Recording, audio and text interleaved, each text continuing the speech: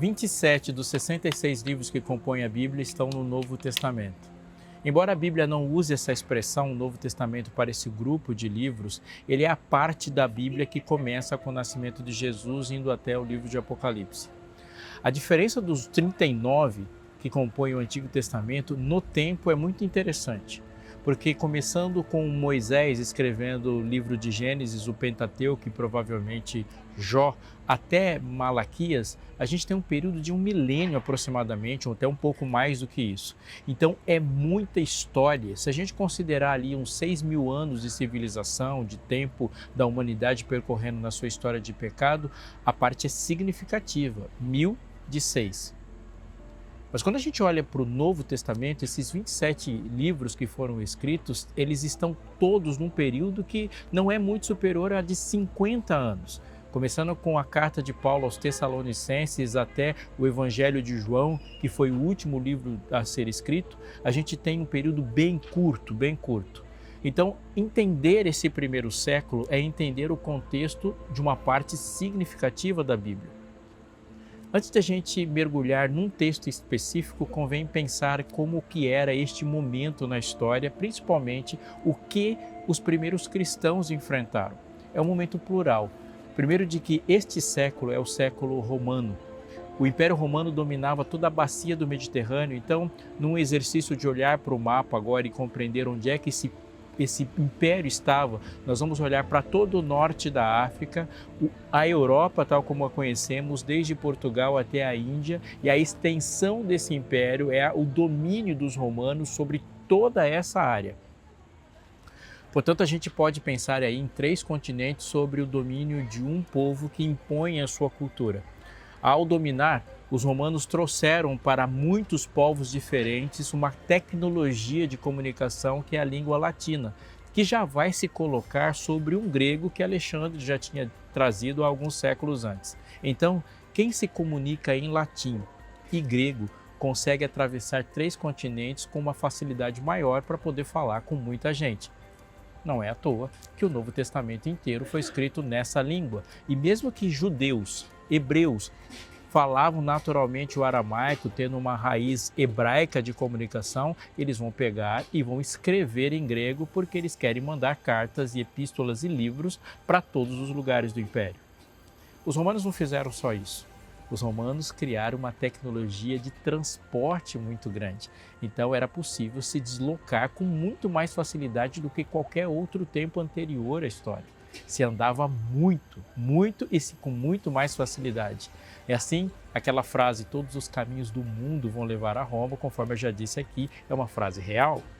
Este mundo é um mundo de grandes embates, e no mundo de grandes embates há um elemento. Esses judeus, que agora se tornaram cristãos, e cristãos de muitos povos diferentes, vão ser um elemento estranho, que vão sofrer perseguições, perdas de emprego, vão sofrer grandes cerceamentos, vão ser odiados por muitos lugares, vão ter dificuldades em educar filhos, vão ter dificuldades para muitas coisas. O sofrimento, a perseguição, a provação vai ser uma marca da caminhada de muitos nesse primeiro século. O que isso tem a ver com a gente? Porque essa descrição é do primeiro século, mas é a descrição também do 21º. A perseguição nunca deixou de existir, a provação, seja ela que nível for, também nunca deixou de existir, e saber ser sábio numa provação é um desafio da espiritualidade de qualquer um. Não sai daí. Está só começando o Fé para hoje.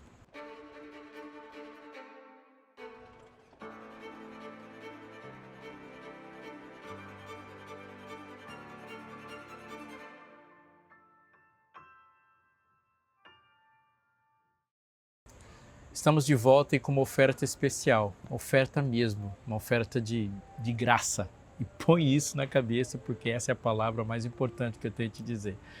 A gente tem muita coisa para saber, e a quantidade de coisas que a gente não sabe sempre será muito maior do que a quantidade de coisas que a gente sabe. Mas algumas coisas a gente não pode se dar ao luxo de não saber.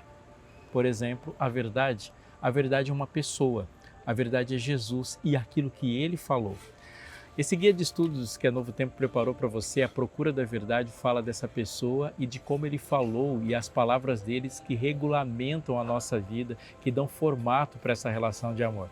Esse guia de estudos chega até você de uma forma totalmente gratuita. Sim, eu disse, de graça, se você simplesmente ligar para a gente, mandar uma mensagem no celular que está aparecendo, número de celular que está aparecendo aí para você, ou apontar seu celular para o QR Code. As formas são muitas, o que você não pode é perder uma oferta dessa, porque isso faz um efeito enorme na maneira como você estuda a Bíblia. Estudar a Bíblia com o guia de estudos faz com que a profundidade seja bem maior. A gente manda até a sua casa e vai chegar, você vai esperar, assim que você fizer seu pedido, ele vai chegar pelo correio para você, você pode até dar um abraço no carteiro e falar, peça um para você também. Chega de graça, isso é real, porque são os Anjos da Esperança que oferecem isso, os nossos parceiros, que impulsionam e fazem com que essa esperança chegue em mais e mais pessoas. Não perca seu tempo, faça seu pedido agora.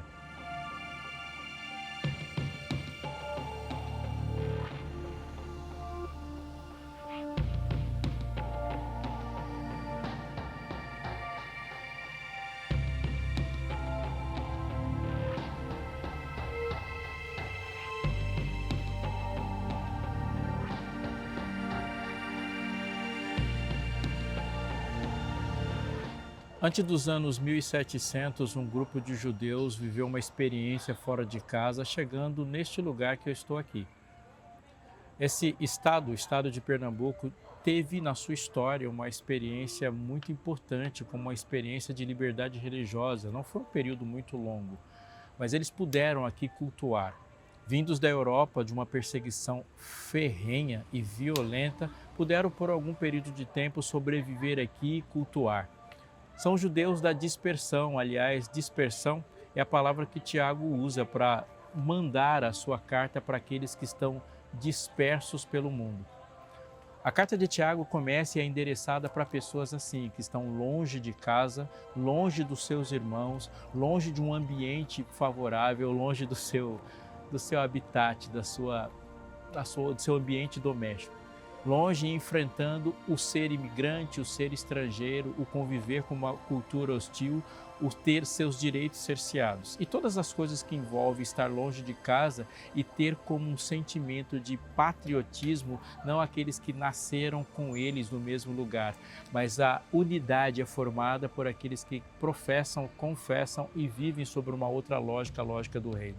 Não mais só judeus, mas Tiago usa essa expressão, os judeus da dispersão, referindo-se aos primeiros conversos ao cristianismo, que tinham nacionalidade judaica, mas agora aqueles que vivem o evangelho do reino em Cristo Jesus, chamados por muitos lugares de outros nomes. Foram chamados de cristãos pela primeira vez em Antioquia da Síria, ou como aqueles do caminho, não importa. Tiago começa a carta e mandando agora essa sua epístola para ser lida como conforto, admoestação, encorajamento e correção para aqueles que estão espalhados no mundo. Algumas coisas se destacam ao ele falar sobre e com eles. Ele usa essas palavras. Tiago, capítulo 1, verso 1, diz: Tiago, servo de Deus e do Senhor Jesus Cristo, as 12 tribos que se encontram na dispersão, saudações. Destaca-se o caráter inclusivo, porque ele vai dizer das 12 tribos. As 12 tribos é uma referência que ele faz para não dar simplesmente uma exclusividade para um judeu. Não, ele está dizendo que em Abraão todos fazem parte das tribos. João vai usar também, quando ele escreve sobre os 144 mil, ele se refere a muitos daqueles que agora creem em Deus, em Jesus Cristo, mas estão espalhados em todo o mundo. Assim ele usa, Tiago também. Portanto, ele está dizendo sobre cristãos da dispersão, conforme eu disse, estão espalhados. Destaque-se também mais uma coisa. Ele fala e se apresenta como Tiago. Esse Tiago não é o Tiago discípulo dentre os primeiros apóstolos, porque quando nós lemos o livro de Atos, a gente vai perceber que Tiago foi martirizado muito rápido. Na primeira perseguição imposta dos judeus e com o auxílio dos romanos, ele morre rápido. Portanto, aquele Tiago não teve tempo de viver e ver as igrejas crescendo tanto a ponto de se espalharem por toda a Ásia Menor ou de Jerusalém, Judéia, Samaria e chegar aos confins da terra. Não é esse. Quem é esse Tiago, então? Ao olhar para a Bíblia, dos relatos que vão ser apresentados sobre Tiago, a cristandade de todos, os estudiosos da Bíblia, têm a mesma conclusão e ninguém tem muita dúvida disso. O Tiago que escreve a epístola de Tiago é o Tiago, irmão de Jesus. E agora, não é legal pensar como ele se apresentaria? nas tentações que nós sofremos de autoridade como seres humanos, é bem provável que a gente vai pensar, sendo um irmão de Jesus, em escrever a carta assim: Tiago, irmãos de Jesus. Eu vivo num país que tem uma inclinação autoritária muito grande. Você sabe como que é as nossas relações de mando, a famosa carteirada ou aquele costa quente. E poucos de nós perdem a oportunidade de abrir portas com facilidade ao citar alguma referência à autoridade. Sou filho de alguém, irmão de alguém, parente de alguém, foi alguém que me mandou. A nossa história colonial nos deu essa herança muito ruim com a qual temos que lidar e muitas vezes nós somos preteridos porque alguém é parente de alguém. Isso pode acontecer desde uma repartição pública, um hospital, a porta de um lugar ou infelizmente até numa igreja. Tiago não usa isso, ele não fala, olha, me escuta porque eu sou Tiago, irmão de Jesus. Não, ele está dizendo, Tiago, servo de Deus e do Senhor Jesus Cristo, as 12 tribos que se encontram na dispersão. Saudações. Tiago não fala como aquele que nasceu da mesma família que Jesus, mas ele fala de um Tiago sobre a autoridade daquele que serve Jesus. A intenção daquele que escreve é tão importante na sua autoridade do que o parentesco daquele que escreve. Tiago ensina só na saudação, dizendo que a intenção, a vontade de servir toca um coração com mais profundidade do que uma autoridade artificial que é imposta ou sobreposta sobre o ouvido de alguém. As pessoas aprendem a nos ouvir muito mais pela intenção de salvar que apresentamos a ela, um braço que se estende para erguer, do que quando a gente fala para as pessoas que a melhor coisa que ela tinha que fazer é se parecer conosco. Tiago deixa perceber. Em outras palavras, Tiago não fala apenas de Jesus e nem fala da relação de parentesco que ele tinha com Jesus, mas ao abrir a boca na disposição de servir e salvar, Tiago fala como Jesus. E sempre, em todos os momentos da história, falar como Jesus sempre fez muito mais efeito do que falar de Jesus. Em todos os milênios da história, a diferença radical que de fato transforma as realidades não foi feita por pessoas que falaram de Jesus, nem aquelas que marcharam para Jesus, mas aquelas que falaram como Jesus e andaram como Jesus. A grande pergunta a ser feita e a grande resposta a ser dada por mim e por você é o quanto de Jesus vai ser ouvido quando a nossa boca se abre.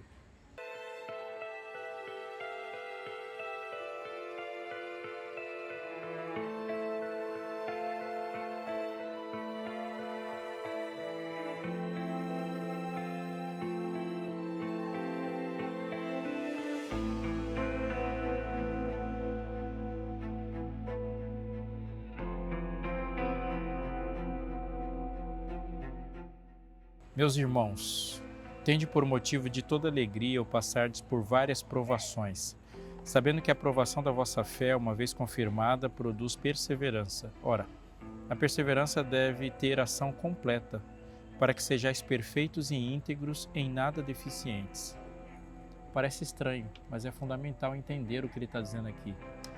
Tende por motivo de alegria você passar por várias provações. Não é normal a gente pensar que uma pessoa que está passando por uma provação vai ficar feliz por causa disso. Mas a gente não pode perder isso em mente, porque ele está escrevendo o livro, a epístola. Todas as suas palavras são dirigidas para pessoas que estão sendo provadas, ou seja, pessoas que não estão vivendo uma vida num conforto que um dia elas sonharam. O texto todo está sendo escrito num contexto de gente que sofre. Cristãos que estão sendo acusados de muitas coisas, por exemplo, eles eram acusados de ser traidores da pátria por eles não adorarem o imperador. Eles são os considerados os primeiros ateus porque não aceitam o panteão de deuses da cultura que solidifica e legitima o império ao redor. Eles são acusados de viver em uma seita canibal, sim. Os primeiros acusados de serem canibais nesse contexto são os cristãos, porque eles aceitam uma ideia de uma frase de Jesus que é muito mal compreendida para quem não está dentro do contexto do cristianismo, quando Jesus falou que se não comerdes a minha carne e beberem o meu sangue, e havia um boato de que eles se fechavam uma vez por semana, uma vez por mês, dentro de casas e secretamente eles comiam carne e bebiam sangue. Essas eram as acusações que eles sofriam. Além do mais, por não trabalharem aos sábados e terem outras práticas e não fazerem escravos e não irem para a guerra, eles eram responsabilizados por todas as crises econômicas e por não contribuírem para o desenvolvimento das nações e do império. Eles são então condenados, estão sujeitos a trabalhos mais subalternos e são oprimidos por seus patrões. Além disso, há doenças e há crises e há angústias e mágoas e todos os dramas próprios que a gente vive na nossa vida, adolescente, jovem, criança, infantil ou adulta, sem que essas coisas acontecessem. Agora Tiago chega para eles e fala assim: tende alegria você passar por essas provações. Uma pessoa normal não vai ficar feliz, mas uma pessoa normal, vivendo neste mundo, pisando e vivendo e construindo sua vida entre Apocalipse 21 e 22 e Gênesis 1 e 2, vai viver qualquer provação. Tendo muito dinheiro, uma pessoa vai ser provada. Tendo pouco dinheiro, uma pessoa vai ser provada. Se for romano, será provado. Se for grego, será provado. Se viver no primeiro século, será provado. E se viver no século 21 também. Pais de filhos de todas as classes e culturas sociais vão chorar por seus filhos em algum momento. Alguns pais e adolescentes ricos vão chorar por dramas próprios da riqueza e outros vão chorar por dramas próprios da pobreza. A verdade é que, se existe uma coisa que une todos os seres humanos, são os sofrimentos, as dores e as provações. O que Tiago está dizendo aqui é que quando a sua vida está definida num propósito divino, a provação faz sentido e vai gerar um resultado que não seja a morte. O que ele está dizendo é que sem Cristo as coisas vão andar, desenvolver, caminhar e desembocar em um outro ponto sem sentido. A pessoa sai do sem sentido e vai para o sem sentido também, se afundando numa vida carente de significados. Mas com Cristo todas as coisas vão se juntando e construindo um objetivo. Então ele fala: tende em vós a grande alegria, porque a grande questão não é lutar, mas é lutar do lado certo. Numa frase maravilhosa que eu ouvi e compartilho com você é essa: já lutei muitas batalhas na vida e perdi a maioria delas, mas a minha alegria não é por ter lutado, vencido ou perdido, mas não por ter estado do lado errado nessas batalhas. Portanto, ter a batalha, viver batalhas do lado certo já é um motivo de grande alegria, porque todas essas cicatrizes, lágrimas, suores e sangue poderiam ter sido vividos sem absolutamente nenhum propósito. Tiago diz: tende em vós alegria, porque a provação da vossa fé, uma vez confirmada, vai produzir perseverança. Perseverança não é apenas o ato de continuar. A perseverança é a característica daquele que um dia se entregou a Deus e vai viver isso pela eternidade. Aliás, se existe uma coisa que vai e pode definir a eternidade onde nós vamos viver, é a continuidade das coisas. O cristão aqui, ele persevera em amar, ele persevera em perdoar, ele persevera em obedecer, ele persevera em acreditar. E essas coisas exatamente estarão daqui milênios na eternidade, porque na eternidade uma coisa que não vai passar é o amor, a crença, a obediência.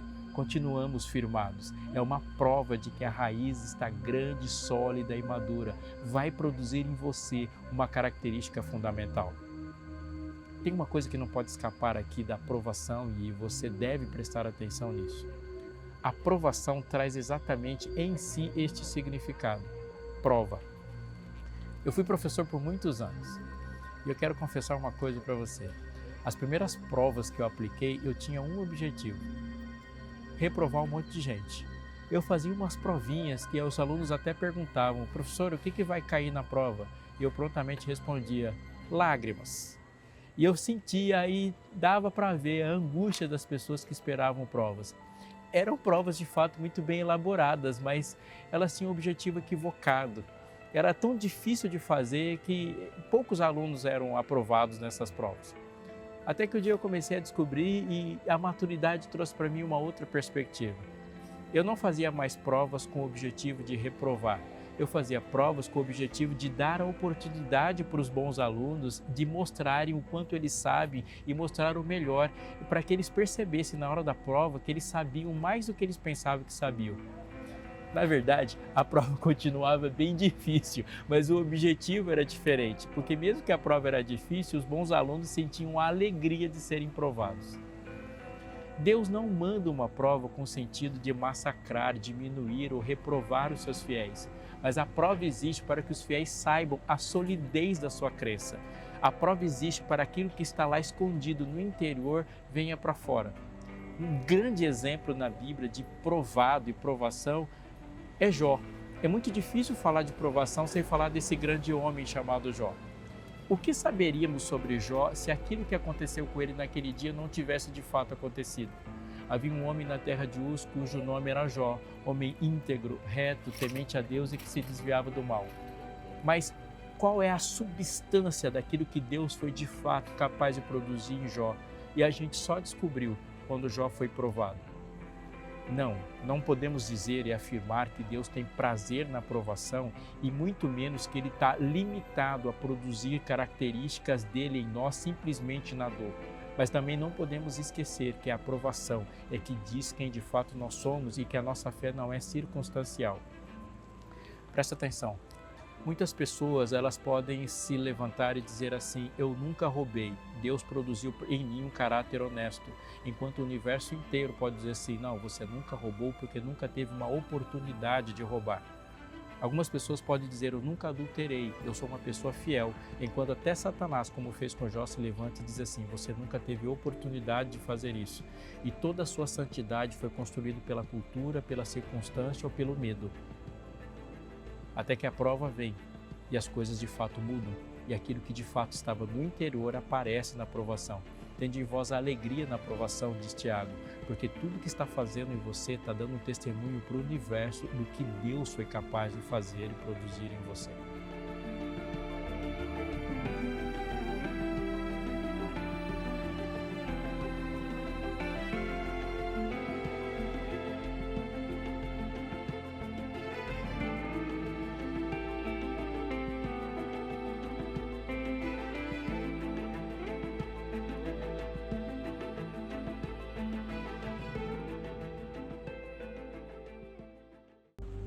Aqui se destaca uma diferença fundamental entre tentação e provação. A tentação intenciona um ataque à identidade. Todas as vezes que uma pessoa é tentada e cai em tentação, uma parte da identidade dela se desmancha. Num simples raciocínio. A tentação tira o caráter de Cristo da vida de alguém. Se ela é tentada a mentir, ela é tentada a fazer uma coisa que Cristo não faria. Se ela é tentada a roubar, ela é tentada a fazer uma coisa que Cristo também não faria. Portanto, a tentação mira um aspecto do caráter de Cristo da vida de alguém a ponto de desmanchá-lo. A provação, ela tem a intenção de colocar o caráter de Cristo na superfície, fazendo ela emergir.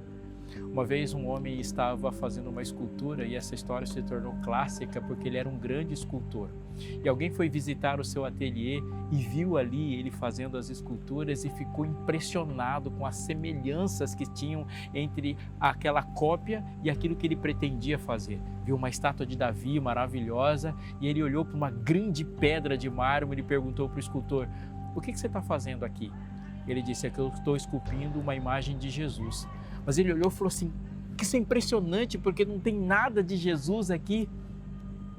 Ele olhou e falou: pois é.